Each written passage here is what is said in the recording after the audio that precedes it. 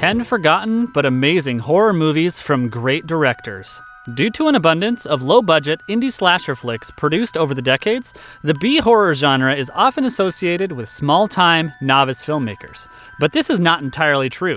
Some of the greatest names in horror cinema were once involved in many low-budget flicks that were pretty good.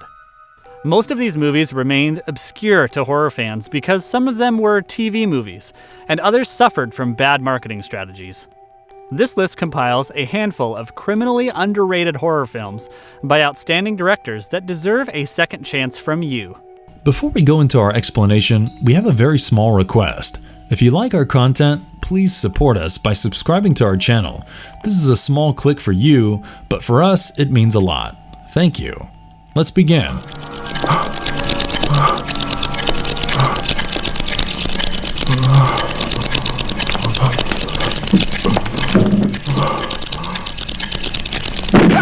The House of Clocks, 1989, by Lucio Fulci.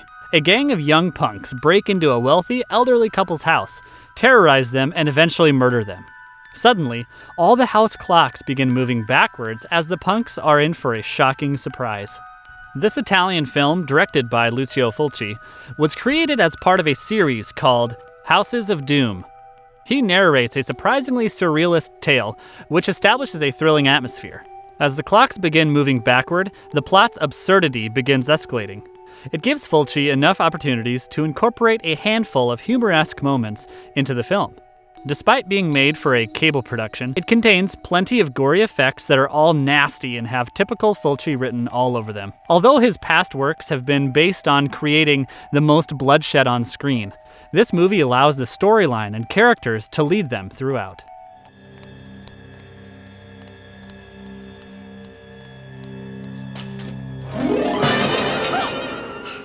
Someone's Watching Me, 1978, by John Carpenter. A woman named Lee is slowly stalked to the brink of madness by a man watching her from the opposite tower block. She reports him to the police, but they take no action because there have been no threats. She soon takes matters into her own hands with her friend Sophie and boyfriend Paul to take action against the creepy voyeur. An out-of-the-world television film, it's a masterpiece by John Carpenter. Although some viewers complain about it being a slow burn, it showcases a gradual build-up to a thrillingly terrifying finale, which is nothing short of brilliant. John Carpenter orchestrated it during the early years of his career at the peak of his creativity. It has breathtaking cinematography, including intelligent points of view that might remind one of Dario Argento, while its chilling atmosphere and edge-of-the-seat story reeks of Alfred Hitchcock. Carpenter has admitted to having been inspired by both for this outstanding piece of work. His flawless direction style and execution keep viewers glued to the screen. Moreover, it exhibits remarkable camera work with its gliding shots, shadow detail, composition, and mise-en-scene. Its TV movie limpness creeps in on certain occasions, but overall, the production is very professionally handled with a high value. Lauren Hutton makes a great protagonist and provides an edge to the movie with her performance that viewers love, making this a must-watch film.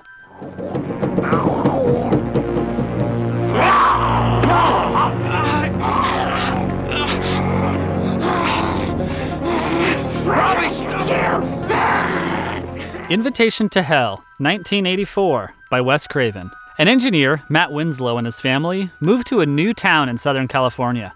They soon meet Jessica Jones, a local insurance agent, and director of the Steaming Springs Country Club.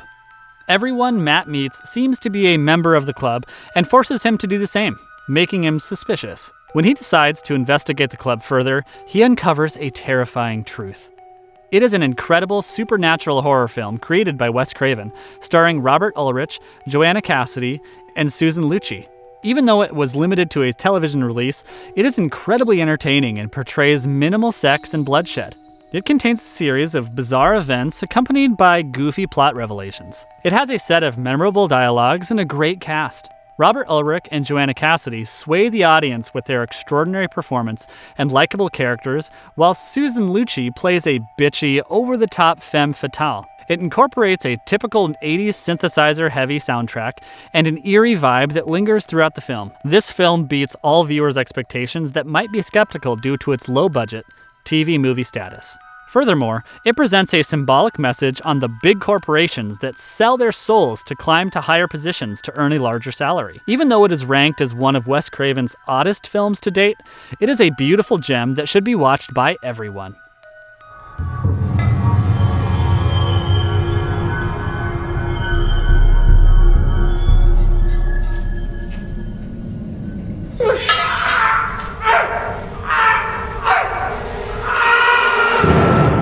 Toolbox Murders, 2004, by Tobe Hooper. In Hollywood, California, a young teacher, Nell, and her husband moved to an old building called Lussman Arms. The building has a rather decadent reputation, with many dwellers having disappeared over the years. Nell stays home alone, while her husband is busy at work in the hospital. Soon, she develops a close friendship with her neighbor, Julia Cunningham, when they schedule a hike, and Julia doesn't arrive. Nell becomes suspicious.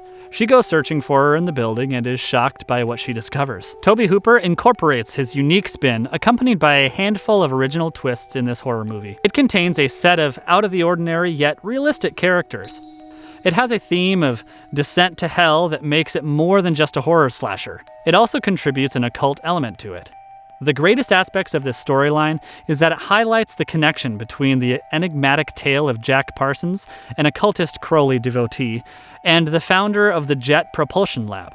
Even though odd, some of the characters are incredibly dynamic in this film, including the murderer. It is filled with mystery and thrill, keeping viewers at the edge of their seats. It is gory and gruesome in an Argento sort of way, and involves magic, curiosity, and darkness. The film has several images of horror that are based on a brilliant script. It evokes a broad array of imagination with a score by Joseph Conlon that is great, atmospheric, and hits in all the right places. Overall, this film has a lot to offer and marks a remarkable comeback by Tobe Hooper.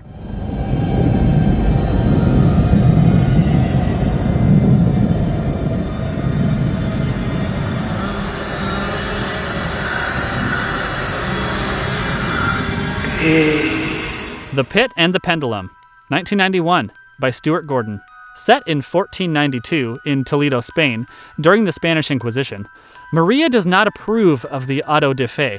When she raises her voice against it, she is arrested and accused of being a witch. A monk named Torquemada, the Grand Inquisitor, orders for her brutal torture. Stuart Gordon surprised many with this 1990s cult classic. Lance Henriksen delivers an outstanding performance as the tyrannical monk Torquemada, and Rona de Ricci plays a great Maria. Francis Bay, Jeffrey Combs, and even Oliver Reed in his cameo all play brilliant roles. It is a rare gem that gets better with every viewing and contains a spine-chilling opening sequence, instantly making viewers engrossed. With a handful of twists and fantastic costumes, this movie is a criminally underrated gem that deserves recognition. Each character exhibits significant depth, and it is executed with a hint of fantasy. It has a gothic undertone, which comes as no surprise being an adaptation of Poe's work.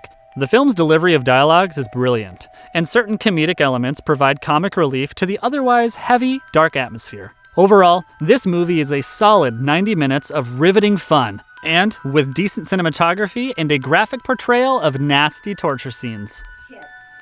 I hate you! Oh God, I wish to Christ I had just taken Lloyd and gone out to San Diego.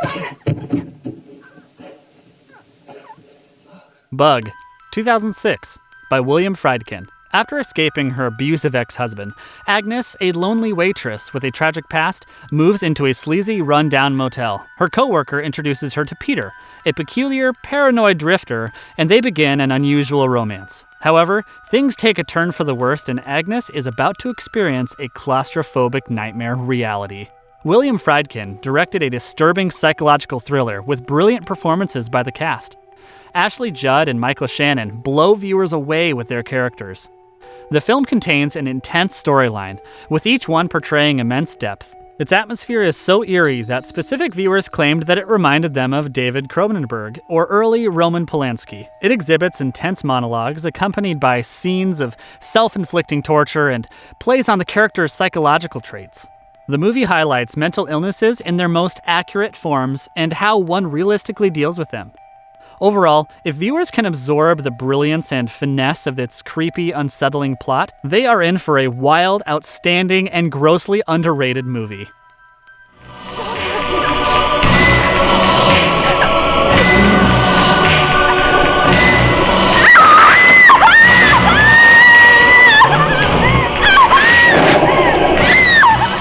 The Ogre, 1989, by Lamberto Bava.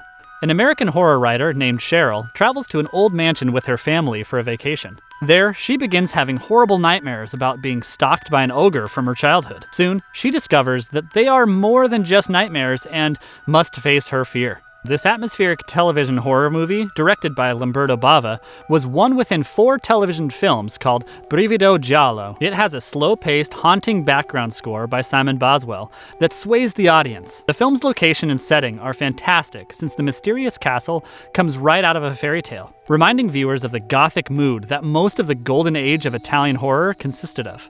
Compared to Bava's earlier films, it has minimal gore and is a surprisingly lighthearted horror flick. It has remarkable special effects and makeup for an 80s low-budget flick and breathtaking cinematography. Although this movie has no affiliation with the Demons series, its original title is Demons 3: The Ogre, because it stars Virginia Bryant from Demons 2. With splendid performances by the actors, laced with jaw-dropping moments, this hidden treasure should be watched by everyone, especially fans of Bava Sr. and Jr.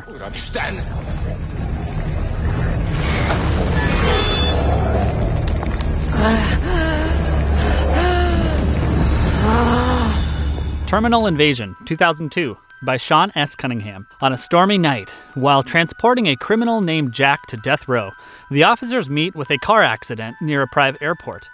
They bring him into the airport, where they find all the passengers arguing with the pilot, Kathy Garrett, who refuses to fly in bad weather. As Jack requests to use the bathroom, he is escorted by an officer who gets attacked by a preacher. Jack kills him, and his body instantly disappears. Jack accidentally shoots a passenger after returning to the lobby, but she doesn't disappear until shot in the head. The survivors soon come to a shocking conclusion and do not know who to trust while being stuck in the airport on a stormy night. Sean Cunningham created an intriguing sci-fi horror film with a brisk plot and a handful of surprises. It has well-choreographed, fast-paced action sequences and an innovative storyline. Despite being a low-budget television film shot in limited locations, it showcases decent special effects and good performances by Bruce Campbell and Chase Masterson. Cunningham, who also directed the original Friday the 13th, does not show too much of the creature on screen. It adds to the movie's thrill, suspense, and keeps viewers at the edge of their seats. It has a fantastic delivery of dialogues and its fair share of humor incorporated. Its brilliant, well-written script is reminiscent of the paranoia in some of the best 50s sci-fi films. Overall, this movie is an underrated gem that deserves a tad bit more recognition than it usually gets.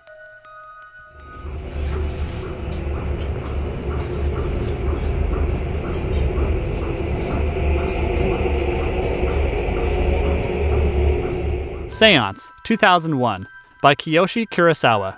A psychic housewife, Junko, and her husband, Koji, are burdened with a kidnapped girl who escapes her assailant. Junko stops her husband from calling the police or the hospital for purely selfish reasons. However, this does not bode well for the couple since the young girl meets an untimely demise, and her spirit begins haunting them. It is an outstanding horror film in which Kiyoshi Kurosawa meticulously unravels its gripping nature. Although it might appear bleak at first, it is masterfully shot nonetheless. This plot is not a straightforward ghost story with a series of struggles and resolutions. Kurosawa remade this film based on Brian Forbes' 1964 classic. However, he adds his unique happenstance elements and random cruelty. He also uses interesting theatrical elements in it, such as rain and lightning, the acceptable and expected doom's warnings. Most importantly, it is a movie of utter and eerie silence. With the incorporation of the ghost, Kurosawa plays on the Shinto folk, in which they are a transmutation of guilt, bad karma, and an aesthetic objective terror. With this, the film draws a thin line of morality within a dark atmosphere. Koji Yakusho and Yun Fubuki portray great performances.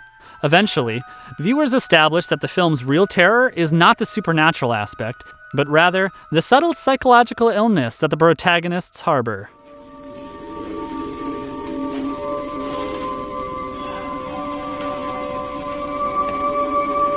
Oh, it's you. I'm Dangerous Tonight, 1990, by Tobe Hooper. A cursed Aztec ceremonial cloak finds itself in possession of Amy, a young college student. She decides to use the material to make a dress out of it. Once she makes the dress and wears it, it leads to terrible, unforeseen consequences. This television movie, directed by Tobe Hooper, is a thrilling, violent, and sexually charged horror film. While some viewers might mistake the plot to be bland and one-dimensional, they discover early on that this is not true. Hooper directed this film with his unique spin, adding kinky undertones to the story with the concept's role reversal. Madchen Amick and Corey Parker, with Dee Wallace and Anthony Perkins in their minor roles, portray classy performances. This R-rated movie displays remarkable cinematography and an intriguing script. Although it slightly lacks characterization, it makes up for this with its eerie, suspenseful vibe and high entertainment value.